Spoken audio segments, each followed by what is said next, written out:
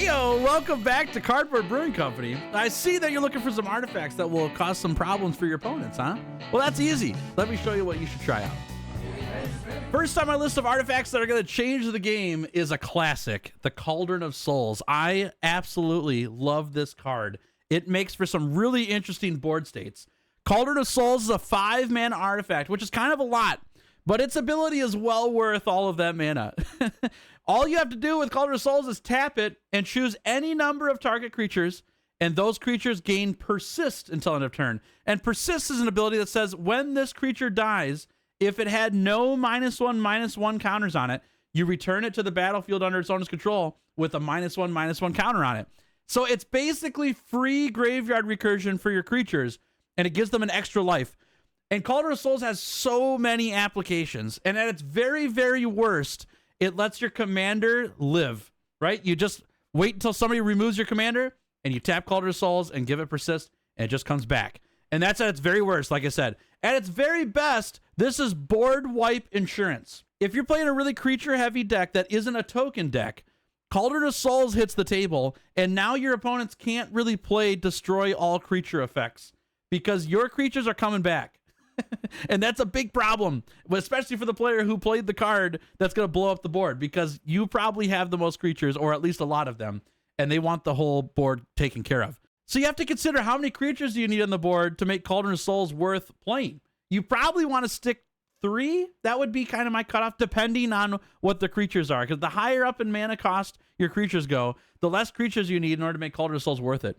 The other thing to consider is how many of those creatures have entered the battlefield effects, because that's where Cauldron of Souls goes absolutely bananas sometimes, is if all of your cards say when this creature enters the battlefield, or when the creature says when this creature dies. Both are very good, because you're going to trigger those effects multiple times with Cauldron of Souls. One for them dying, and then one when they die again after coming back with Cauldron of Souls. It's fantastic.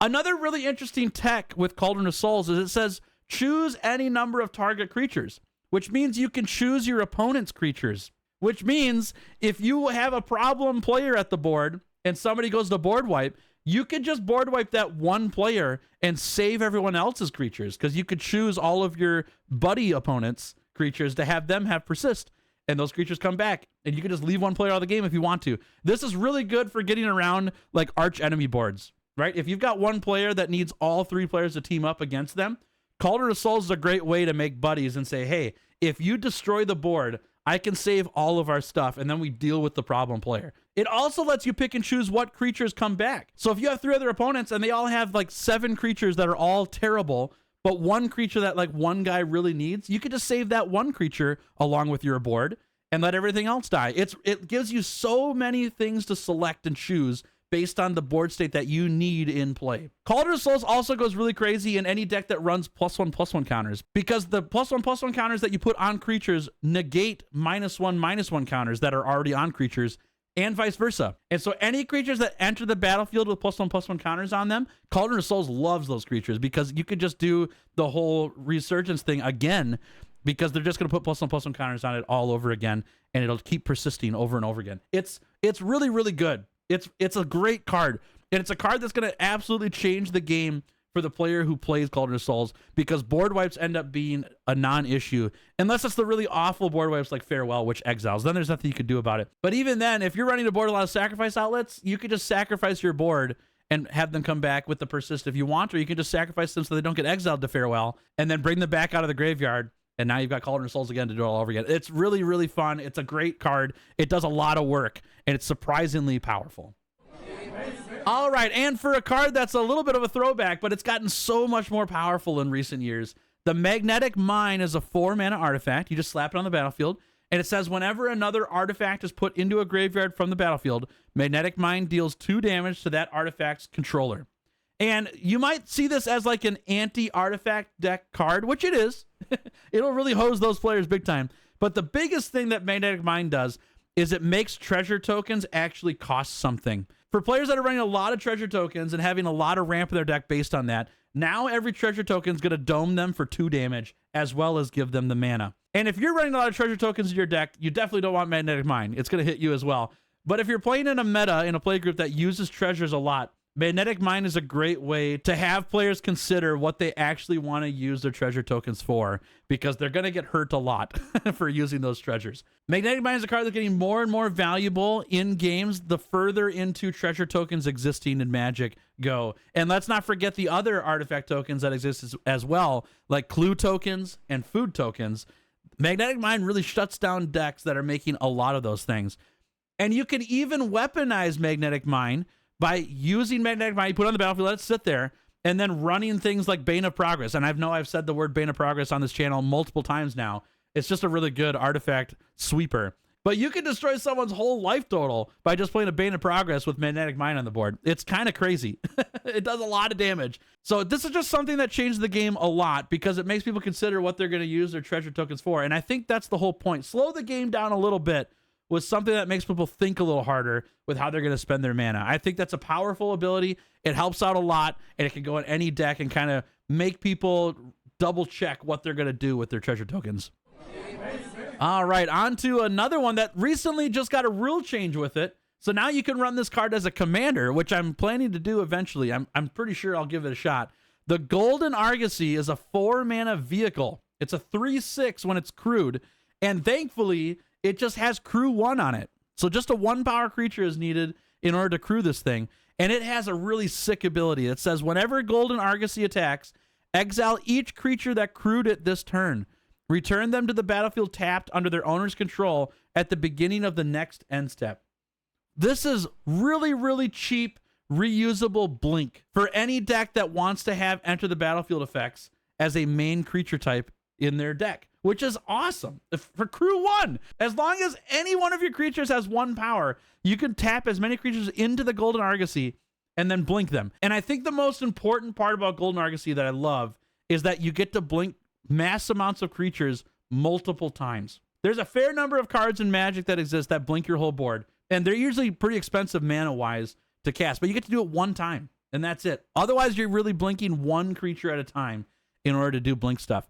Golden Argosy is a really cheap effect to blink your entire board, and you can do it every turn if you want to, which is awesome. It's so good. It even gets crazier if you have a way to untap those creatures on the next turn, right? You play something like Seedborn Muse, and now at the beginning of each player's upkeep, you're untapping all of your creatures. Seedborn Muse is already a really powerful card, and it does really awesome things, but this is just another option for blink decks versus like big mana decks and stuff like that to do some crazy effects with their creatures.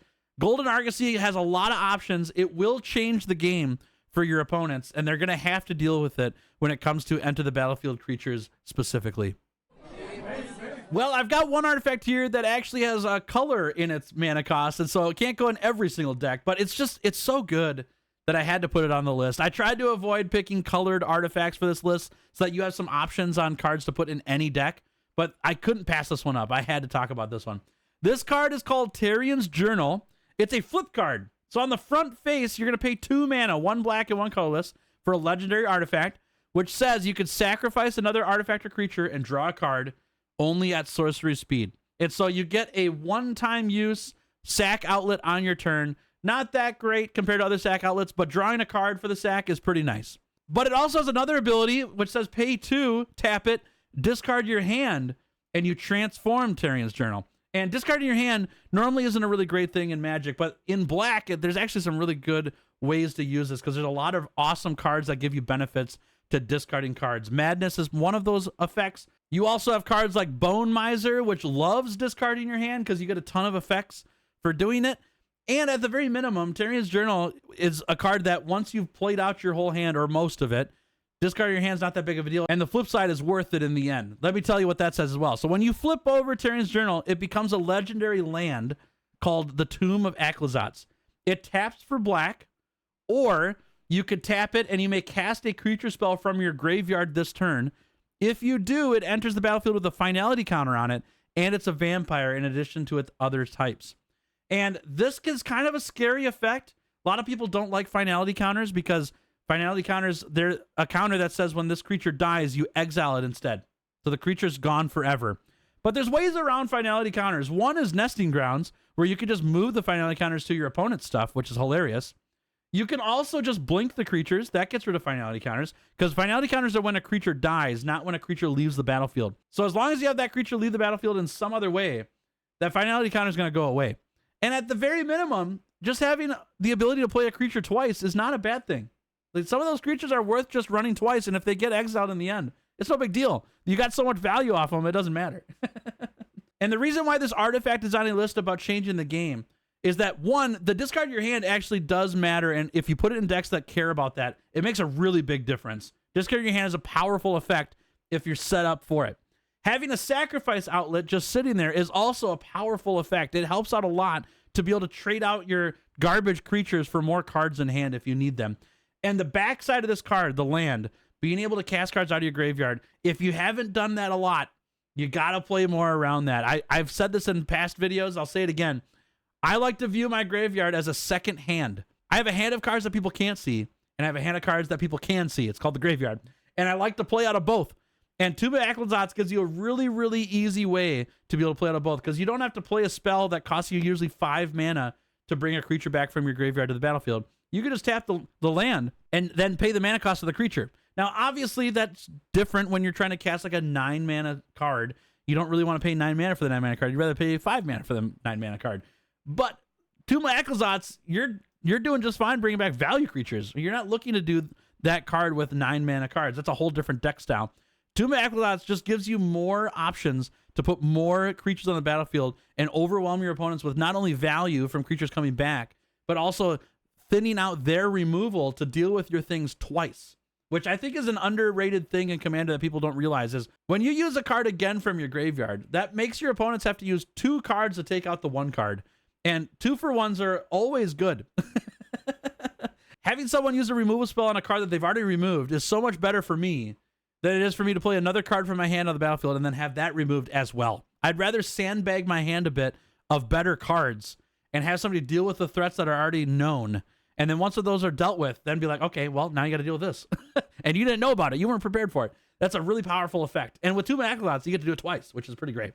So I think if you haven't run Tyrion's Journal, you should give it a try. It's a very fun effect. It's a very powerful effect. And like I said, if you can get your deck set up with discard benefit effects, then you're really cooking. You know, I play an Alesha deck, which I have a video about as well. You can check that if you want to. I'll put a link in the description for it. But the Alesha deck plays cards out of its graveyard all the time. Like the Alesha card says that on the card. Every time you attack every turn, you get to bring a card back. I want to discard my hands. Like, this card's sick in that deck. And it's even better because I'm going to get a card back with Alesha, and I'm going to get a card back with Tomb of Acklazotz. So it's a 2-for-1 for me. I get 2 extra cards per turn. That's pretty sick. And at the very minimum, if I don't flip it and I just sack a creature, draw a card, Alesha eats that up. Alesha loves that effect. It's so good. So I know that's one specific example, but there are plenty of black decks out there that love all of the effects of this card and play black Magic very well. So give it a shot. Well, the next card has a little bit of a price tag on it, unfortunately. I don't know where it's being used other than Commander, but it comes in a Commander precon, so it's not too hard to find. The Currency Converter is a 1-mana artifact, which is so powerful. Being able to play this on turn 1 is so nice. And its ability says whenever you discard a card, you may exile that card from your graveyard, which doesn't sound that great. Don't worry, it gets better. The next ability says pay 2, tap it, draw a card, then discard a card, which you're almost never doing. But sometimes you just need to get your hand figured out. And discarding a card and drawing a card is not that bad of effect. 2 mana is a little bit expensive for it. It works with this card, but normally you want to use that 2 mana somewhere else. But if you're really desperate, that 2 mana tap, it actually matters sometimes. The last ability is what makes this card incredible. You tap Currency Converter. You put a card that you exiled with Currency Converter into your graveyard. So all you're doing is changing the zone of the card that you normally exiled and putting it into the graveyard instead. If that card's a land card, you make a treasure token. So now you've ramped yourself, kind of. And if it's anything but a land, you create a 2/2 black rogue creature token. Notably, this is a flash speed activated ability. You can do it anytime. And so those 2/2 rogues, they end up being great blockers. At the very, very minimum, you're just turning a card you discarded into a 2/2 rogue, and it's going into your graveyard. And Currency Converter at its best, every turn is getting you a treasure token, which is awesome. It's really, really nice. And if you really need to draw a card, you can with Currency Converter. So the danger with Currency Converter is when you put a whole bunch of cards into Currency Converter. So if you run like wheel effects, like Wheel of Fate, stuff like that, and you're discarding your whole hand into currency converter, and then somebody blows up currency converter, that feels awful. That feels really bad. I've had games where I've discarded, 20 cards into currency converter because of other effects, and having those cards just be exiled forever really stinks. But if you're throwing 1 or 2 cards into currency converter every turn, and you're turning them into treasure tokens, or just getting a blocker here and there, or building up a slow board of 2/2 rogues, it's really actually great value because those cards are going back into your graveyard anyways. You're not losing anything for that. It's just free stuff for things that you were using discard effects for. And it just makes discarding cards feel a little bit better. And then it goes crazy when you're playing decks that already love discarding cards, right? If you've got a bunch of cards in your deck that love when you discard, now you're just getting extra value from the discard from the cards you're already playing that are giving you extra value from discarding the cards. And it costs you 1 mana. 1 mana for currency converter. If all you ever do with currency converter is discard cards into it and then tap it and put a treasure token in play or a 2/2 rogue creature in play, that's good stuff. That's really high value. You don't even have to ever use the draw card, discard a card ability on this card. It's awesome. It's super, super good. So like I said, be wary of discarding your whole hand into this thing because you're not going to be able to tap it enough to make enough value. Now, if you're in a deck that likes to untap artifacts a lot, and that's a pretty nice archetype that exists in Commander, well, now you've got something crazy. Now you've got a money printing machine. It's pretty great because if you wheel your hand and then tap and untap currency converter multiple times a turn, now you're really dishing out some sweet tokens, which is kind of fun. But at its very, very lowest form, it can go in any deck. It costs you 1 mana, and every now and then you're going to get a treasure token out of it. It's pretty decent. It's only bad on turn 8. All right, let's go back to a set that's really awesome. The Khans of Tarkir set was super fun, and there's a great card from this set called Dragon Throne of Tarkir.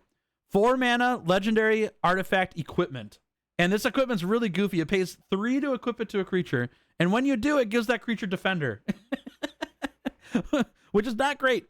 But the other ability is why you run it. It says, and that creature has pay 2, tap the creature, and other creatures you control gain trample and get +X to end a turn, where X is this creature's power. Holy crap, what an overrun effect. It's reusable. You can do this every single turn, and your board of tokens get massive, right? What do you have to put this on? How about Zurgo? Let's throw Zurgo on the Dragon Throne of Tarkir, another Tarkir card. And Zurgo's a 7 power creature, 2 toughness. Let him sit on the throne, make your army of goblins around him, and then you just pay 2, tap Zurgo, and all of your goblins get +7/+7 till end of turn. And trample. That's a pretty specific effect for a really high power creature, but how much power do you have to give your creatures every turn for a commander that you weren't going to attack with anyways to make it worth it, right? 3 power maybe to give your tokens +3/+3? 3 power is kind of a lot. And if you hit more than 1 token, it's really good payoff. And at the very minimum, if you run this as a defender type deck, right?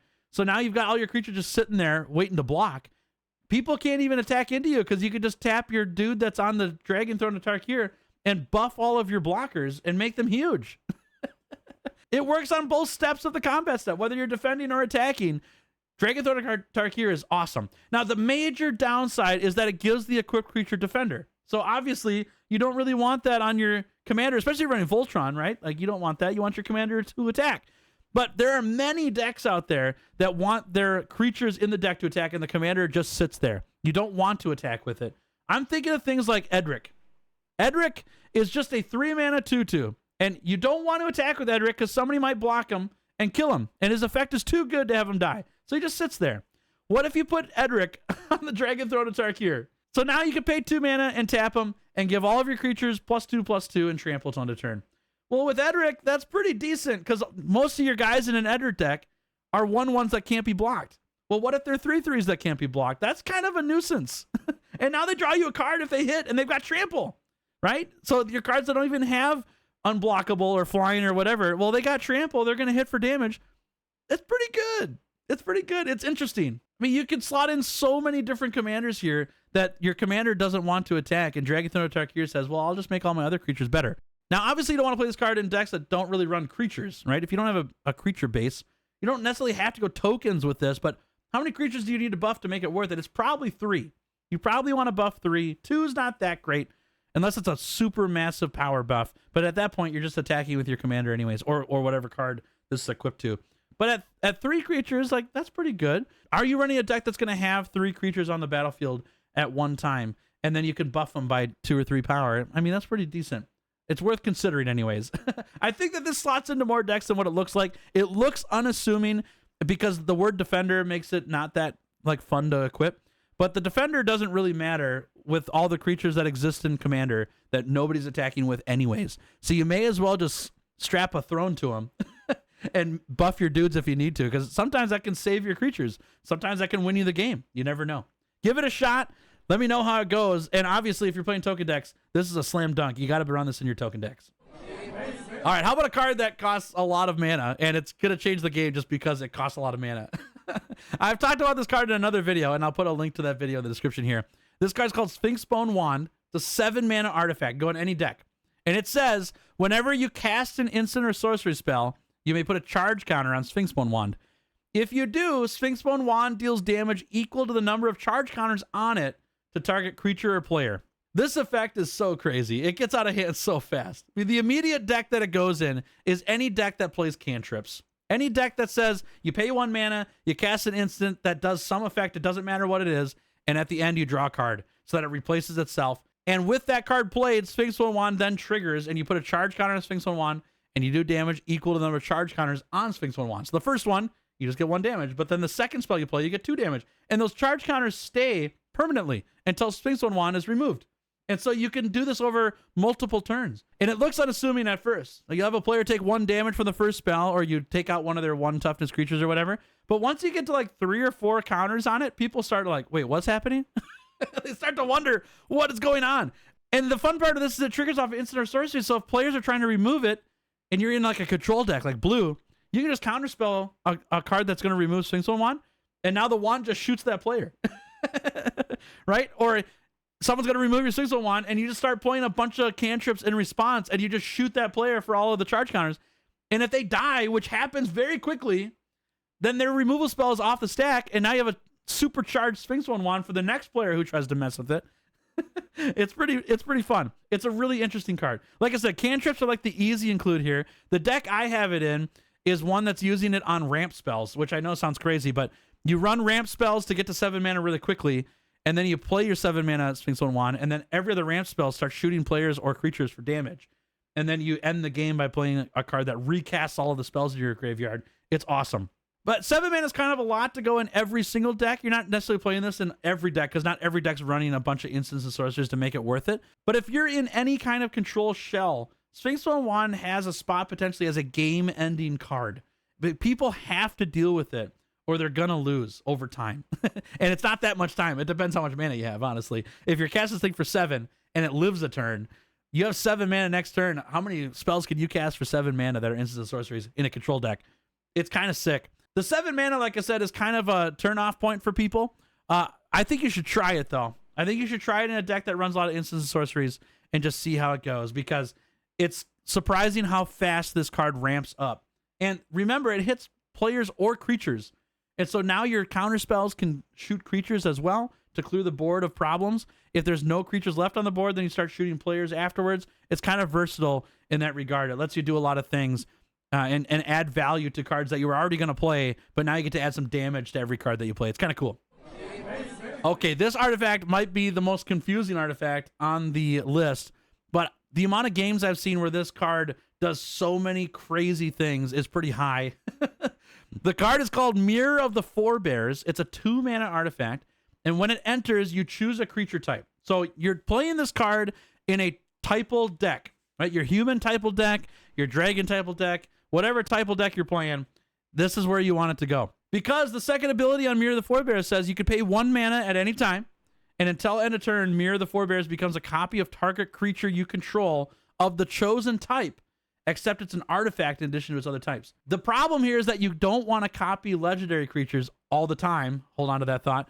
Because you only get to keep one of the legendary creatures, and Mirror of the Forebears becomes a second copy, so then you have to sack one of them due to the Legends rule. But I have seen games where people play things like the Dragon. Somebody removes it, and in response, the player uses Mirror of the Forebears' ability to copy Dragon for 1 turn.